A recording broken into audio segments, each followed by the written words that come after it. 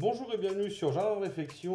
Aujourd'hui, je vais vous parler des allées carrossables et piétonnes en gravier pour vos revêtements de sol.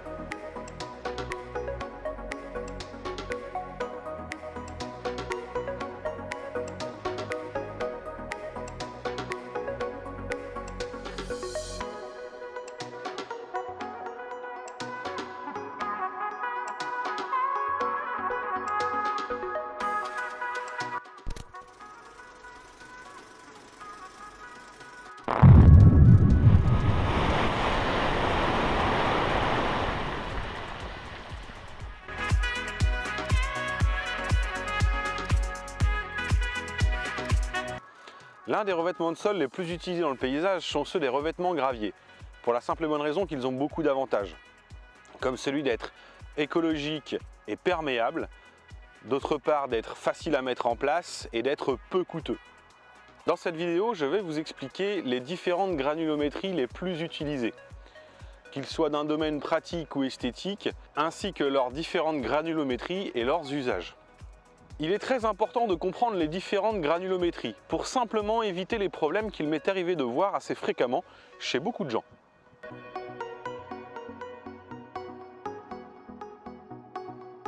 En dehors de la granulométrie, il y a la forme du gravier qui est très importante. Les deux formes de gravier existantes sont les graviers roulés et concassés qui ont pour le coup deux usages complètement différents. Les graviers roulés ont trois avantages principaux qui sont celui d'être un tout petit peu plus esthétique que le gravier concassé pour certaines couleurs, d'être un tout petit peu moins cher également que le gravier concassé et a l'avantage d'être non compressible. En dehors d'un usage esthétique, le gravier roulé sera surtout utilisé en termes de remblai pour le fait qu'il soit non compressible justement. Il sera souvent utilisé pour combler les espaces vides, comme par exemple le contour d'une piscine en périphérie ou le dessous d'un escalier, pour éviter que celui-ci s'affaisse avec le temps. Son petit inconvénient, c'est qu'il est roulé. Pour un gravier décoratif, il aura tendance à se déplacer sous chacun de vos pas, comme la sensation un petit peu de marcher sur du sable. Il faudra pour ça le stabiliser avec ce qu'on appelle un nid à gravelle. Le gravier concassé a pour le coup, lui, une forme complètement découpée, ce qui fait de lui un gravier beaucoup plus stable et de ce fait un gravier qui va être légèrement compressible. Il est également légèrement moins bruyant que son confrère le gravier roulé du fait de sa forme et de sa stabilité. Son petit inconvénient en revanche, c'est qu'il a tendance à être légèrement plus cher que le gravier roulé pour la plupart du temps.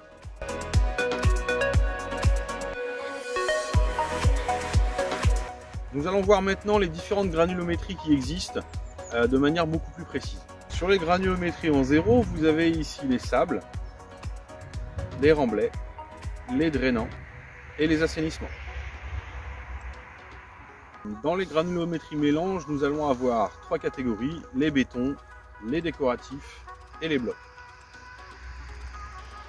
Granulométrie 4-6. Je vous parle rapidement de ce gravier-là car il est très souvent utilisé chez les paysagistes pour la pose de pas japonais ou de pavés en tant que lit de pose.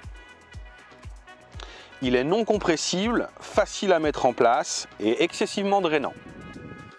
Le 0,20 est la granulométrie la plus connue et la plus utilisée pour tout type de réalisation. Pour la simple et bonne raison qu'il a de très grosses granulométries et également de la très fine. Une fois compacté, le 0,20 est extrêmement stable. C'est pourquoi il est souvent utilisé en couche d'assises. Attention, le 0,20 est à un foisonnement très important. Pour 10 cm de 0,20 installé, une fois damé, il ne vous restera que 5 à 7 cm de matière. Le 20-31-5 est lui l'une des assises les plus utilisées pour un particulier pour le passage de gros véhicules. Cette assise est communément appelée hérissonnage, que vous pouvez avoir avec de plus grosses granulométries comme le 0,80 ou le 20-80.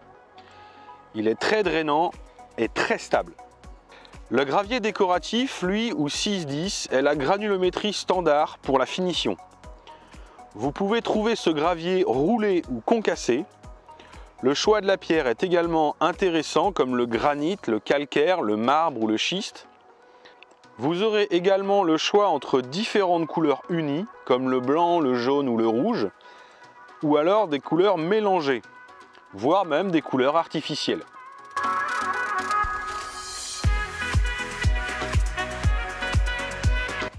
Le revêtement gravier a bien des avantages, mais il a aussi des inconvénients. L'un de ces inconvénients, c'est principalement pour les personnes qui ont des allées en pente, où le gravier va avoir tendance à descendre.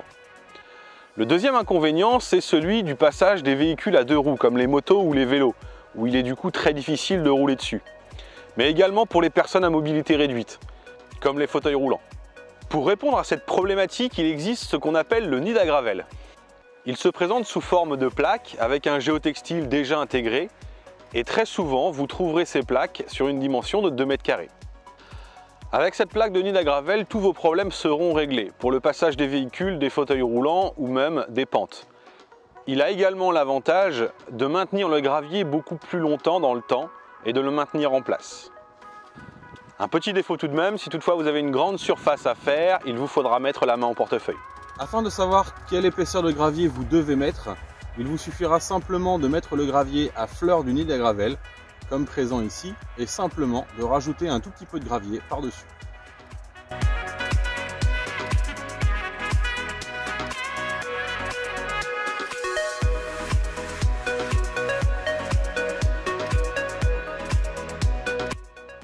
En ce qui concerne la réalisation d'une allée piétonne,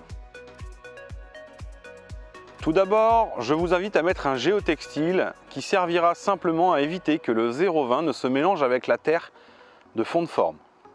Ensuite, une couche de 0,20, puis votre gravier sur 4 à 5 cm maximum.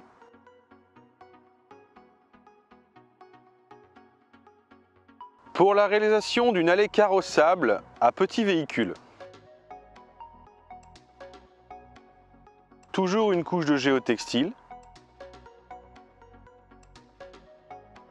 votre 20-31-5, remettez une couche de géotextile afin d'éviter que le 0,20 de la fine ne se mélange avec le 20-31-5. Pour un passage de véhicule de roues ou à personne à mobilité réduite, vous pouvez mettre du nid à gravel.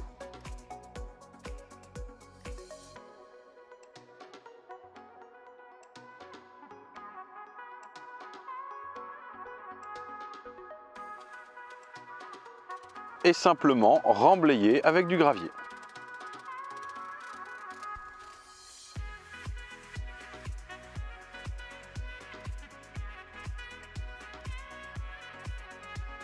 Pour une allée carrossable de gros véhicules, nous retrouvons la même schématique. Votre géotextile,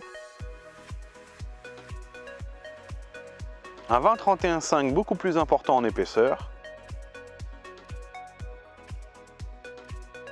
Retrouvez votre géotextile, votre 0,20 et votre gravier. Pour raisons esthétiques et pratiques, je vous invite à ne pas mettre de géotextile entre le 6,10 et le 0,20. Pour la simple et bonne raison qu'un véhicule qui viendrait à braquer sur place, avec le temps, ferait ressortir le géotextile. Je vous invite donc à recharger du gravier au fil des années plutôt que de mettre un géotextile. Petite info pratique, sachez que 1 m3 de gravier, qu'il soit gros ou petit, représente en moyenne 1,5 tonne à la pesée pour le chiffrage. J'espère que cette vidéo vous sera utile dans vos futures réalisations. Si toutefois vous avez aimé cette vidéo, n'hésitez pas à vous abonner car il y en aura d'autres. Et également à me laisser un commentaire pour savoir quel type de sujet vous voulez que j'aborde pour la réalisation de votre jardin. Merci beaucoup à la carrière Charrier de m'avoir ouvert ses portes pour la réalisation de cette vidéo. Je vous remercie à tous et à très bientôt. Ciao, ciao!